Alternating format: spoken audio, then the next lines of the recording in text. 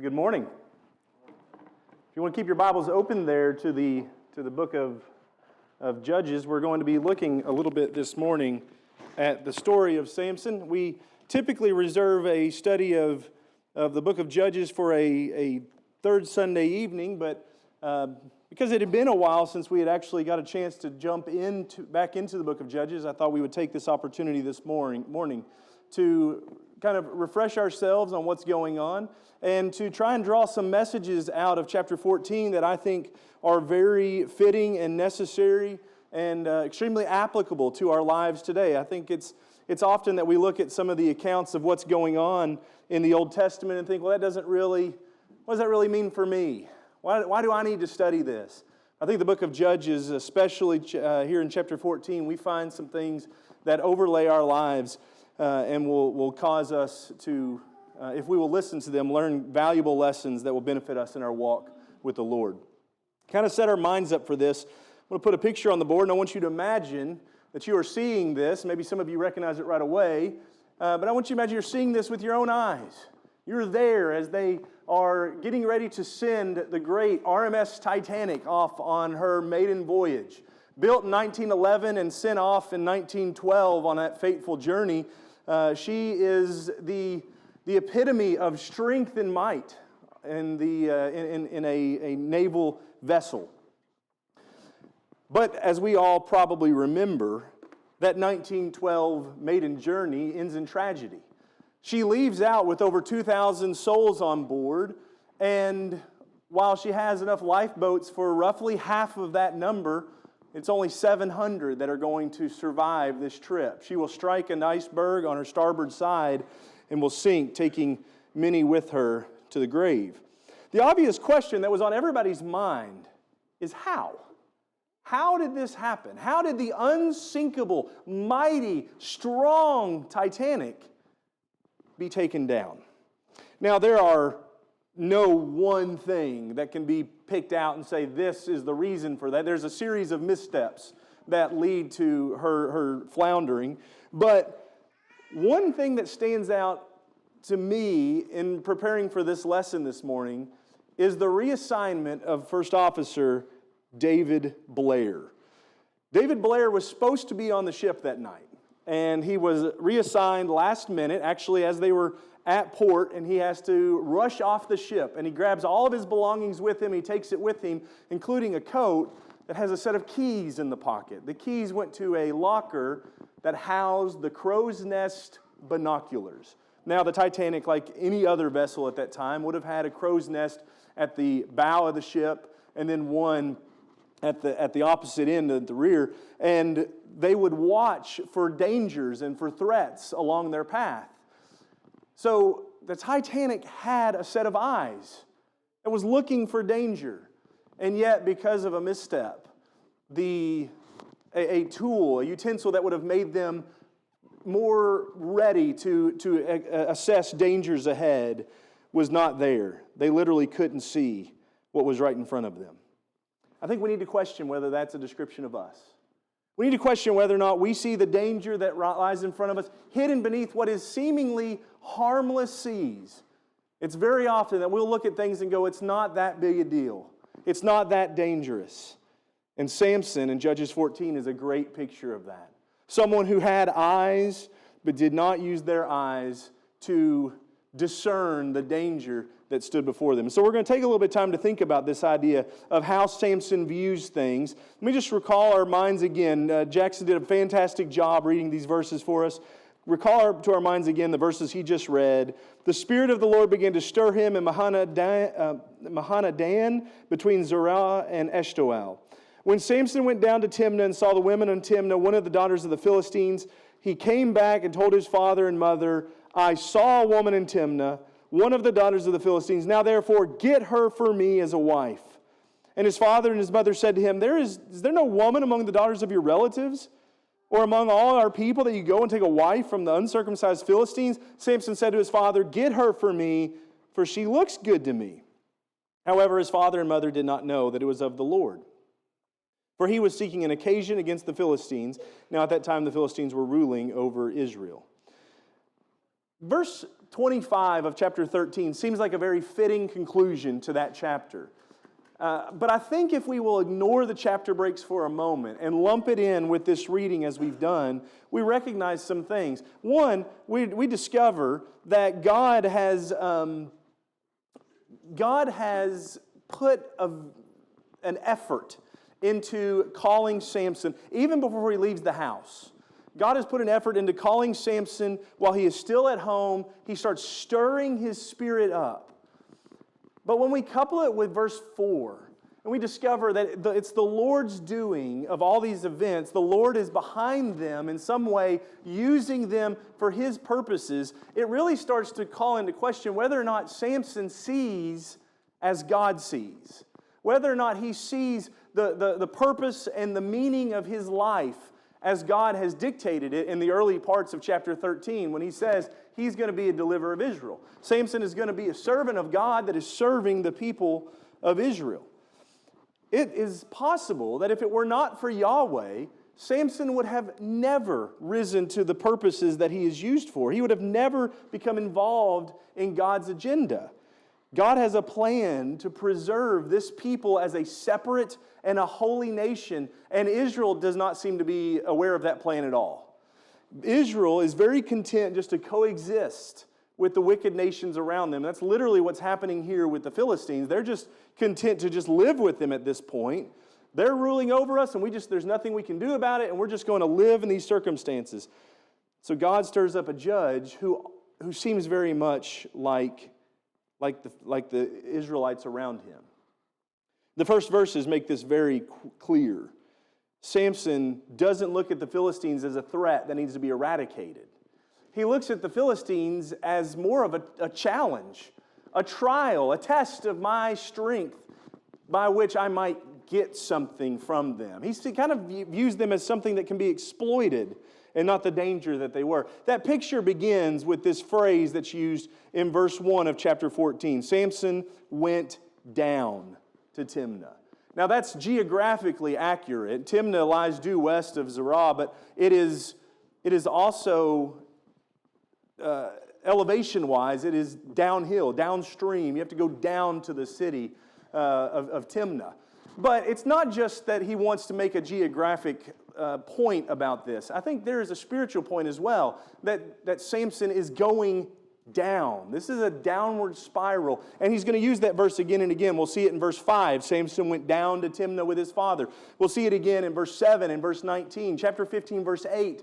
This repeated emphasis makes you either assume that the narrator does not have a great deal of confidence that you believe he can tell the story, or that maybe he has something else in mind than just telling you this city was higher than that city. He is repeatedly emphasizing Samson going down. And again, we might, like the Titanic, say, why? How? How did it happen that Samson's life goes so far down? And we're going to recognize, and the narrator makes it very clear, that this idea of going down ultimately to his demise at the end of chapter 16 is used for the purposes of God. But chapter 14, verse 1 also makes it clear the vehicle by which we're driving our story to this point is not God, but it's Samson, specifically his eyes. Samson went down to Timnah and saw a woman in Timnah. He sees this Philistine woman. That's similar to what is said in chapter 16 when it says that he went and he saw a harlot in Gaza. Samson's eyes are is the driving force, the things that he desires. When he sees it and he wants it, that's what motivates him to move. And this is not a new problem. This is not a man problem. This is a humanity problem. And we see it all the way back in Genesis chapter 3 and in verse 6. Whenever we read about the serpent deceiving Eve, I want you to recall the language that she used there that overlays this very well. I'm going to emphasize a few words as I read this passage. It says, the woman saw that the tree was good for food and that it was a delight to the eyes, that the tree was desirable to make one wise. She took from its fruit and ate. And she gave also to her husband with her, and he ate. But notice that emphasis that I'm putting on those words. The idea of seeing, desiring, taking is a very old recipe for sin. Samson follows in this. He sees the Timnite woman and he desires her based upon her look. She looks good to me, and so he took her. Father, go and get her for me. And what I want us to do from all this is to create a snapshot of our character, Samson. And maybe you've seen images in your Bible classes, maybe in books, in popular media. You've seen and you've got a picture of Samson in your mind. He is very strong. He's going to accomplish great feats. But the picture I want us to recognize from Samson is that he is an incredibly unattractive man. Think about this. Samson is rebellious, disrespectful, and lives a very independent life regarding the will that his parents have for him. Samson is very foolish and unafraid to venture into areas that he should be very afraid of. He goes into the pagan world and repeatedly puts himself in incredibly compromising situations. And then counsel is given to him, and yet he rejects counsel and lives for what he set his eyes upon. And that moves this out of a place of just humanity to a problem that is very familiar to God's people. In fact, Judges is going to end with that phrase. The book of Judges ends in chapter 21, verse 25. There was no king in Israel. Everyone did what was right in their own eyes. Samson is the snapshot of Israel. Samson is what Israel is at this time. And there are valuable lessons for us to learn from this very unattractive figure. I want to say some things right here before we go on any further, specifically to our parents and to our children for a moment. Manoah had a responsibility here. Manoah should have stood up and refused to support his son walking down this path. Samson, I will not get this woman for you. That would have been the appropriate response when Samson comes and says, Samson, he says, Dad, I saw a woman in Timnah. She looked good to me. Go get her. The appropriate response of Manoah at that moment is, no.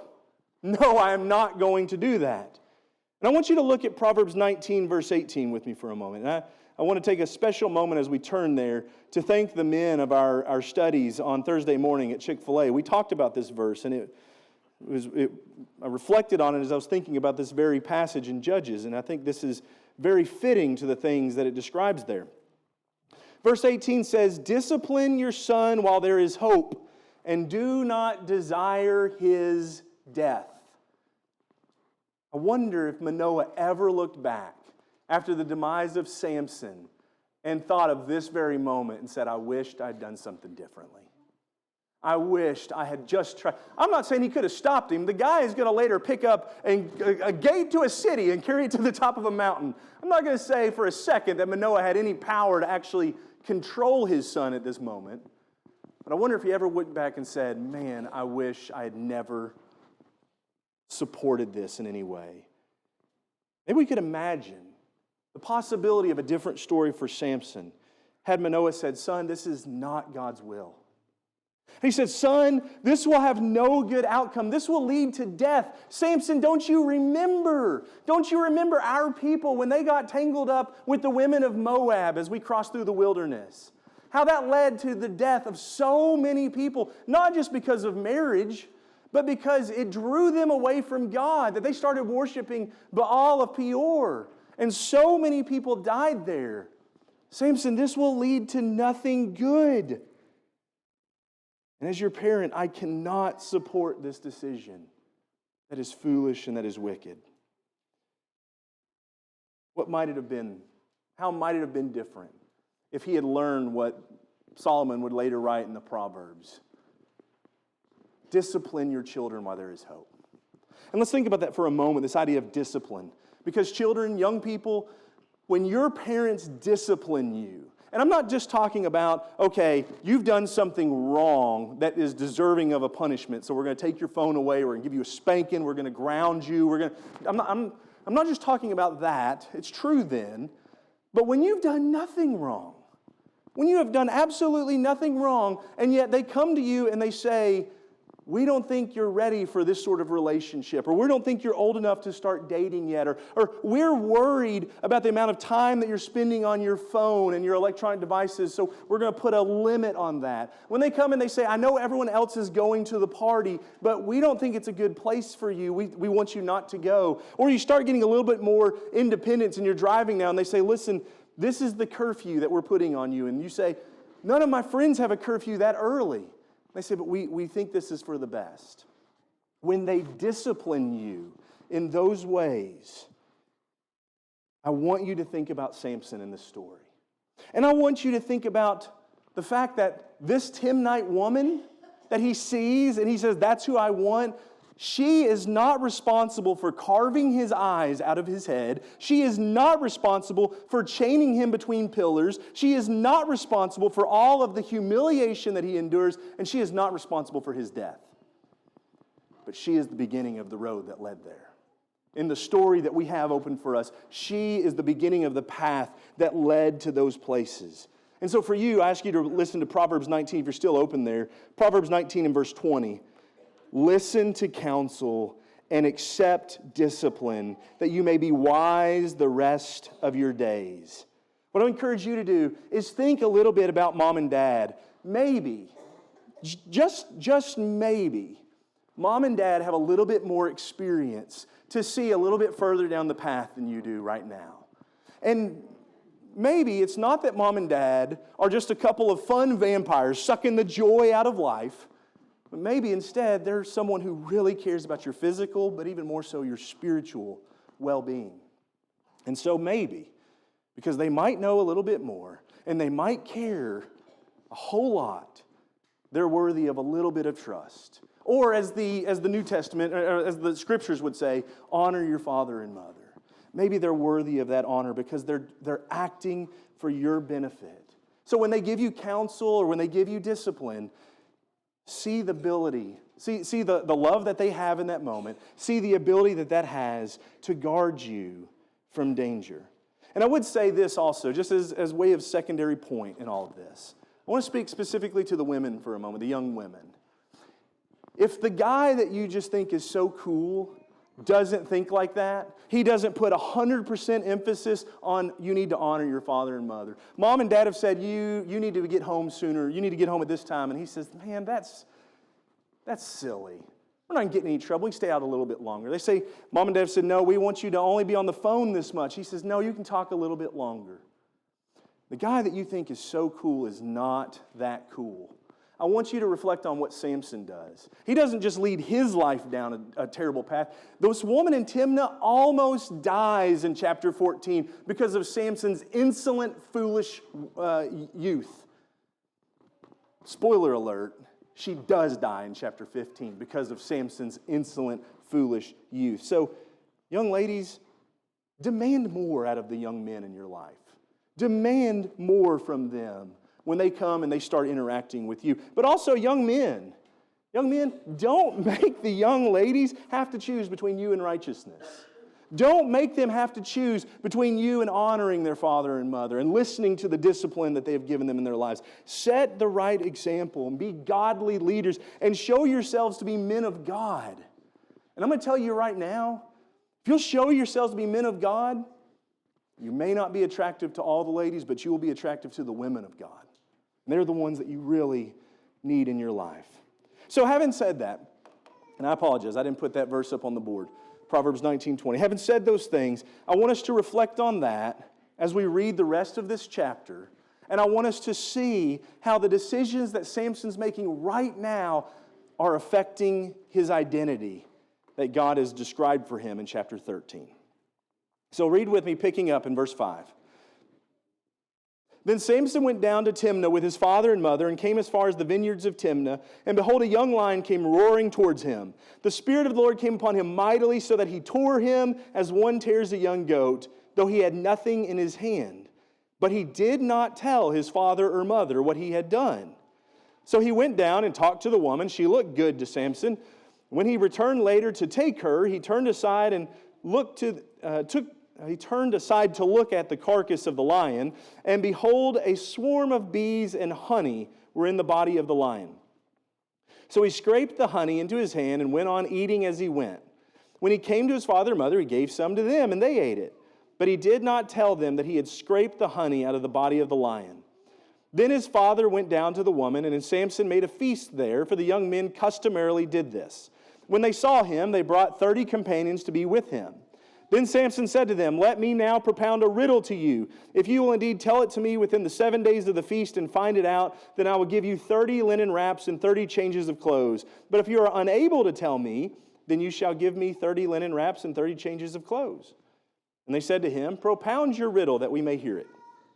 So he says to them, "Out of the eater came something to eat. Out of the strong came something sweet." But they could not tell the riddle in 3 days. Then it came out on the 4th day that they said to Samson's wife, "Entice your husband so that he will tell us the riddle, or we will burn you and your father's house with fire. Have you invited us to impoverish us? Is this not so?" Samson's wife wept before him and said, "You only hate me. You do not love me. You have propounded a riddle to the sons of my people and have not told it to me." And he said to her, "Behold, I have not told it to my father or mother, so should I tell you?" However, she wept before him 7 days while their feast lasted. On the 7th day, he told her because she pressed him so hard. She then told the riddle to the sons of her people. So the men of the city said to him on the 7th day before the sun went down, "What is sweeter than honey? And what is stronger than a lion?" And he said to them, "If you had not plowed with my heifer, you would not have found out my riddle." Then the Spirit of the Lord came upon him mightily, and he went down to Ashkelon and killed 30 of them, took their spoil, and gave the changes of clothes to those who told the riddle. And his anger burned, and he went up to his father's house.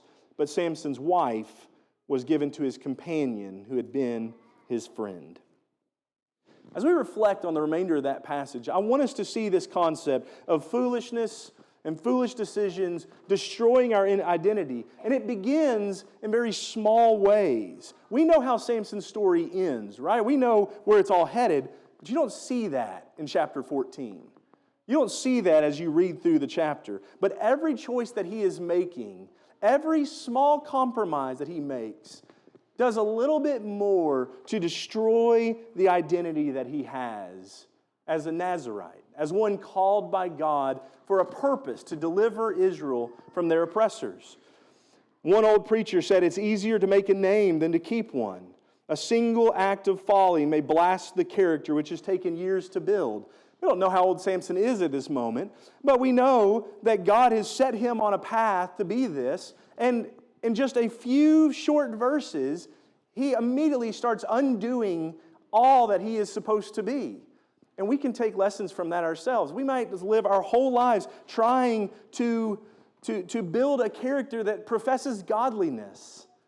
And it's just a small decision that immediately starts eroding away all the work that we've done. And another writer said, "The safest road to hell is a gradual one, the gentle slope, the soft underfoot, without sudden turnings, without milestones, without signposts."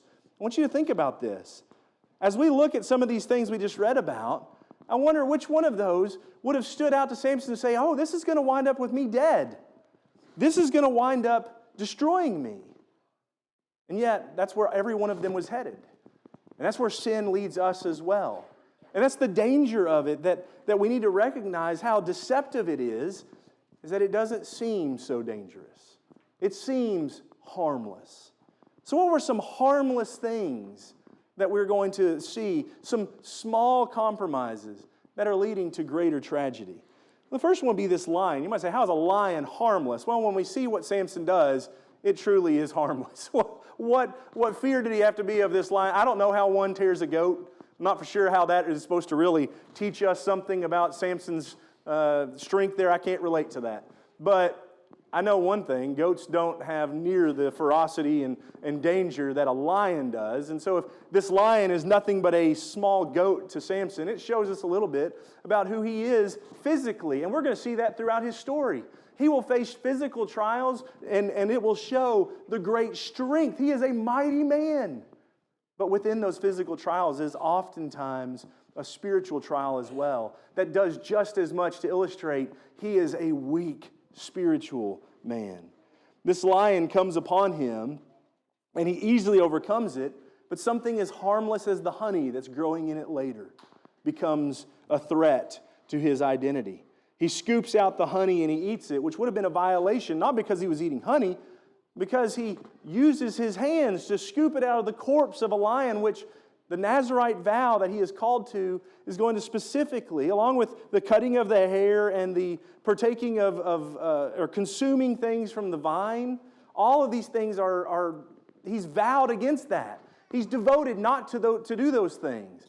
And yet, here we already find him doing that. In fact, we might argue that it's even prior to the honey, he's already started threatening the vow that he has made just in ripping the lion apart with his bare hands. Again, don't come into contact with a corpse. I'm not sure how you refrain from doing that when you're turning a lion into your corpse with your bare hands. And you'll note that he does something here. And young people, take note of this. He doesn't tell his mom and dad. He does not tell them what he's done. Why? Probably because he knows he wasn't supposed to do that. That's not something that he's supposed to do as a Nazirite, that they have been telling him his whole life, hey, the angel came and said, you're going to be a Nazirite. We're raising you to be a Nazirite. He hides this from his mom and dad as he goes on. But then later he's going to bring them that which would also defile them, this honey that was scraped out of the corpse of this lion, this dead thing, and provide it with them. So the lion is one of the small compromises. You might look at it and go, it's harmless. See, look how strong he is. And yet it represents a great spiritual danger. We'd also look at this feast that he throws. And this feast is either in preparation to or celebrating the already accomplished marriage. And that is not an uncommon thing. That is a socially acceptable thing. In fact, there are godly people in the Bible who do similar things. And for that point, God himself says, I'm going to do that. God writes and speaks often about the marriage feast of the Lamb. And we are being invited into that. And heaven is kind of viewed as this marriage feast of the Lamb. And so this is certainly, there could be nothing harmful about this. But I would draw just a couple of points from it. The concept of the feast, the word that's used there is the exact same word. And it's used in other places as well. But it's also used here in Esther chapter 1 when King Ahasuerus throws a banquet. It's the same word, banquet and feast. He throws this banquet. And you'll recall he gathers all of these men and he calls out his very beautiful wife, Queen Vashti, and says, dance for all of my friends. Something which she refuses to, and she loses her position as queen because of that. But what would make someone do that? What would make a man want to do that? Well, if you look at verse 7, during this feast that he is throwing, this banquet, it says that the wine was served in golden vessels and the royal wine was plentiful. It's very possible that what Samson is doing here is throwing a party in which they're engaging in drinking alcohol, and maybe he's not. I'm vowed not to partake of that. It's not even a question of whether I can get drunk or not. It's a question of, I'm not supposed to take anything that comes from the vine. But he's possibly serving it. And it would make what happens next make a lot more sense when he says, hey, I've got a riddle for you. And this could cost me a lot. Or it could also gain me a lot. Could it be that it was very possible that he may not be in complete control of his faculties when he comes up with his riddle? Certainly nobody is going to be able to answer this riddle, having not known what he knows. It's a very unfair riddle. There's no real chance to answer it. But I would also say that the riddle also serves as a way to see some of the small compromises he's making. Let me draw to your attention who Samson is again. Servant of God, servant of Israel. That's his picture. That's who he is supposed to be. I serve God, and I serve as a deliverer that is going to rescue Israel out of oppression. Who does this riddle serve? It does not serve God. It's given to a bunch of pagans as he goes to marry a pagan woman who God was trying to deliver Israel out from underneath of. It also does not serve Israel in any way. It only serves Samson. It's completely self-serving. It's all about me gaining something from these people. It's all about me looking more mighty, more wise, more intelligent. It's all about me, though. and the material blessings I can gain from pagan situations. And it leads specifically to this great onslaught. And again, this might be one of the easier places for us to look to and go, that was God's will. And so I'm not for sure that there's anything harmful in this. And yet, we're never told that Samson is going to deliver Israel by being this mighty man that can rip lions in two and destroy all the nations with his bare hands. And yes, there's going to be times when he picks up weapons. But as he kills all of these 30 Philistines, he's going to be taking their clothes from them to deliver to the men of this wedding. Again, something that's very difficult to do when you have a vow not to come in contact with any dead people. You might look at those four things and say, they do seem a little bit trivial. When I look at them, here's what I see. I see a man whose heart is bent. And it's not bent towards God. It's bent inward, towards self-interest and towards pleasure. It's about what I want to do. It's about what I think is best. And I think the lesson we learn from that is whenever we make foolish compromises between us and the life that we're supposed to be living before God, it fundamentally rewrites our story. It changes our identity. Because you and me, we are like Samson. You and I have been vowed, set apart from birth. No, not from our physical birth, but certainly from our spiritual birth, from a new birth. We are set apart to God. And it is not set apart to these laws that control how long our hair is and what we eat and what we touch. No, we're set apart by a confession that Jesus Christ is the Son of God, that Jesus Christ is Lord, is Master of my life. And we, like Samson, sometimes start compromising that identity, starting in small ways. We might be pursuing relationships or entertainments or pleasures that conflict with our calling. You know, you could go to 1 Corinthians 15 and verse 33. Paul writes such a proverbial statement. We could just it's very easy for us to memorize when he says, bad company corrupts good morals. The things that we surround ourselves with and that we chase after have an impact on us. We want to be like the rest of the world around us. And so we seek out the entertainment of the rest of the world. We're going to watch their shows. We're going to listen to their music. And I'm not getting up on a soapbox here. It's not my place to say this is what you do listen to, this is what you don't listen to. But or these are the movies you do watch and these are the movies you don't watch. But take a moment to read through the lyrics of some of our popular music today. Take a moment to watch the content of some of our popular shows today and ask yourself, is there a possibility that someday down the road I'm going to say, man, I really wished I hadn't let my children be involved in that? Is there a possibility somewhere down the road I'm going to say, I wish I hadn't let my children listen to that music or go to those concerts or watch that movie or be entertained by that YouTube influencer? I wish that I had stepped up at some point and said, no, I can't support this. I can't get on board with these things that are very worldly and glorifying sinful passions. We also need to think about that in the way that we choose friendships with those who likewise stand opposed to the Word of God. That does not say that we cannot have friends in the world. In fact, I think the example of Jesus is that we are to be a friend to anyone and trying to draw them to God and trying to bring them to understand who He is. But friendships with the world that idolize or put up on a pedestal, these people that we just desire for their appreciation. We want to be like them. We want to have a very close relationship with them, even though we know the things that they hold and believe and do are not pleasing to God. It leads us to start asking these questions. It leads us to go, well, because my friends drink, can't a Christian drink? If they don't get drunk, can't we drink? How much can we drink?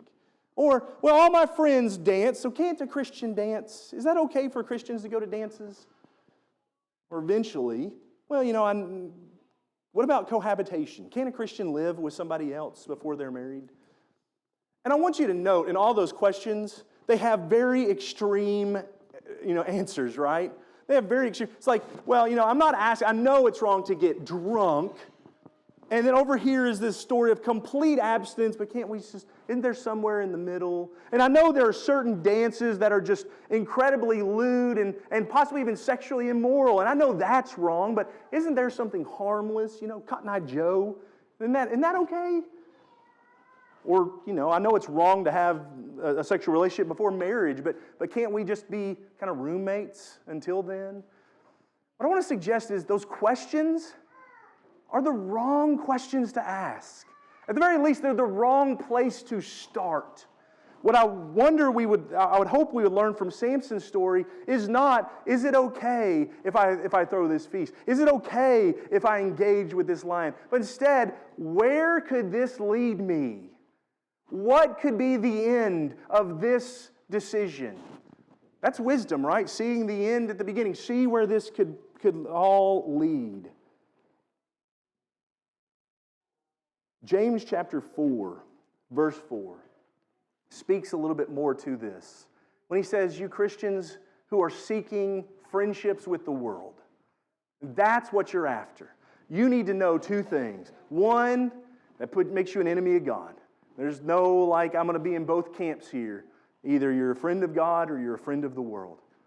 But two, he says, you adulteresses. That is adultery. That's the way that God says. That's the level of significance he puts on it. So we must recognize that we are our story's either going to be people who are pursuing God, or we are going to be people who are pursuing worldly lives. That's how foolishness rewrites our story. It also rewrites it in other ways. When we care more about what these people of the world think about us. We want to be funny. We want to be popular. We want to fit in more. And so what goes out the window? Our shame and our righteousness.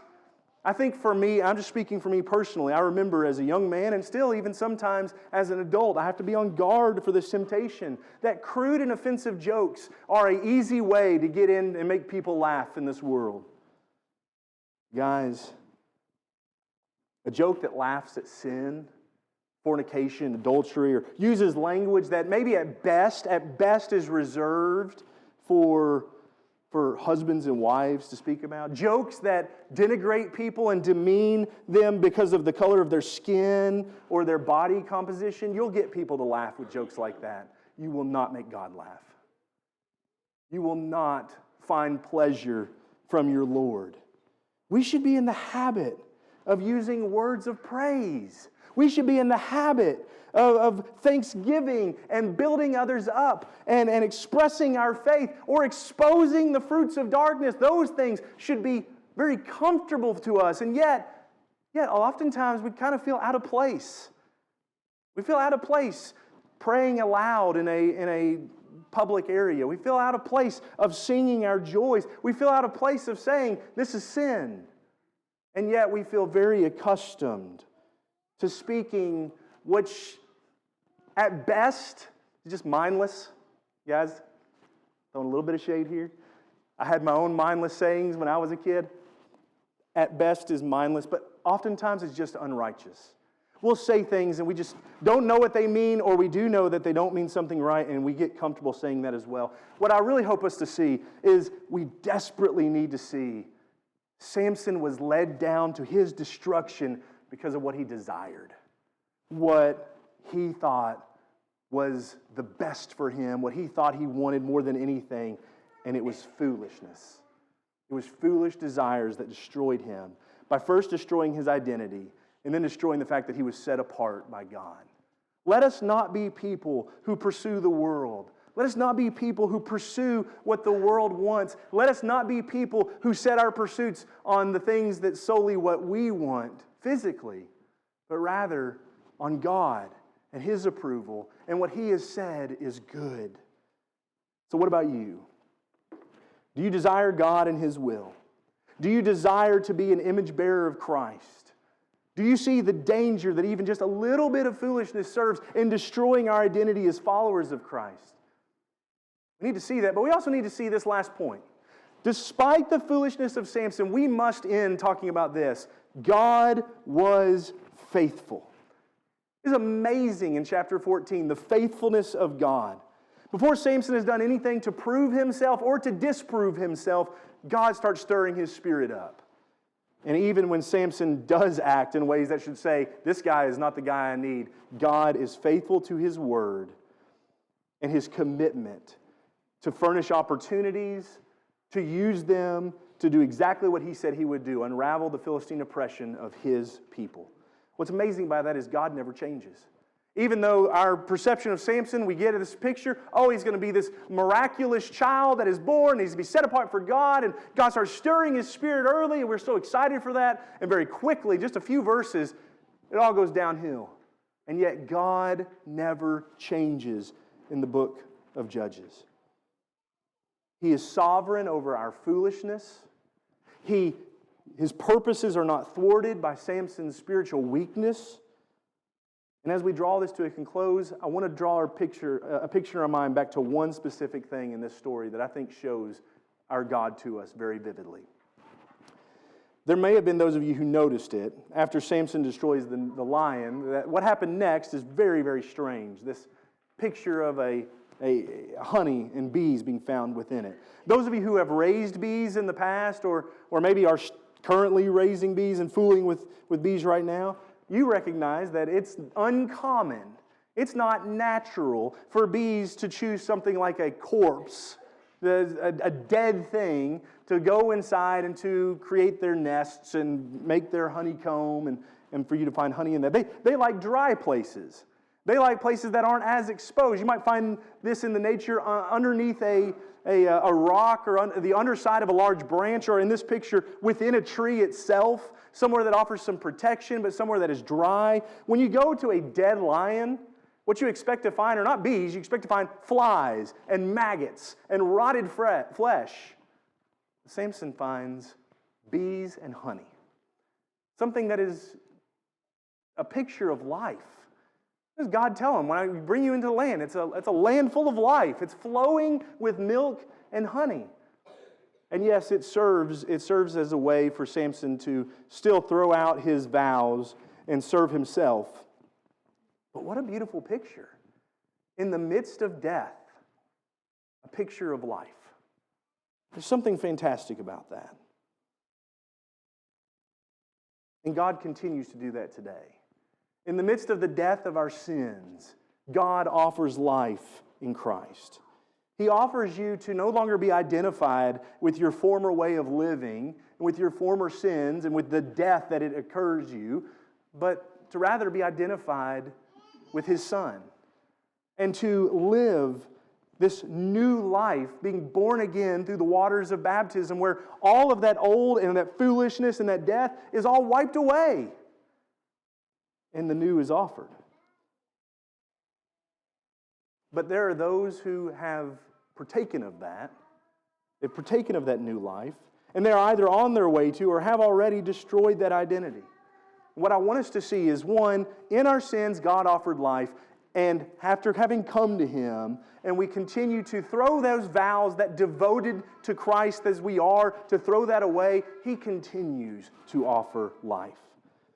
And James chapter 1, I think, is a very, very clear picture of this. Let's read this as we draw this to a close. But each one is tempted, James says in verse 14. Each one is tempted when he is carried away and enticed by his own lust. Then when lust has conceived, it gives birth to sin. And when sin is accomplished, it brings forth death. Do not be deceived, my beloved brethren. If there's not a better commentary of Judges 13 through 16, this is it. This is the story of Samson. I saw it, I wanted it, it got it, and it killed me. That's what James is speaking about. Our own desires and lusts will produce in us. But if we recognize that has either happened or we have been brought back to life from that, and yet it has happened again, we need to read the last bit of that. Every good thing given and every perfect gift is from above, coming down from the Father of lights, with whom there is no variation or shifting shadow. God didn't change despite Samson's faithlessness, and He still doesn't change today. He remains the same God who has raised up a deliverer, to save His people from their sins. And that deliverer today is not the selfish, heart-bent inward Samson, but the selfless, heart bent towards the Father, Son of God, Jesus Christ. And if there are those here today who recognize that my life of lust and deceit and foolishness have led me far from Him, but I'm longing to return to Him today, or those who have recognized what He has done and have made a vow to Him, but have lived in ways contrary to that vow, but are ready to return to receive life from Him, know that He is still the same God seeking to deliver you. If we can assist you in coming to Him this morning, please come forward and let's talk about it together as we stand and as we sing.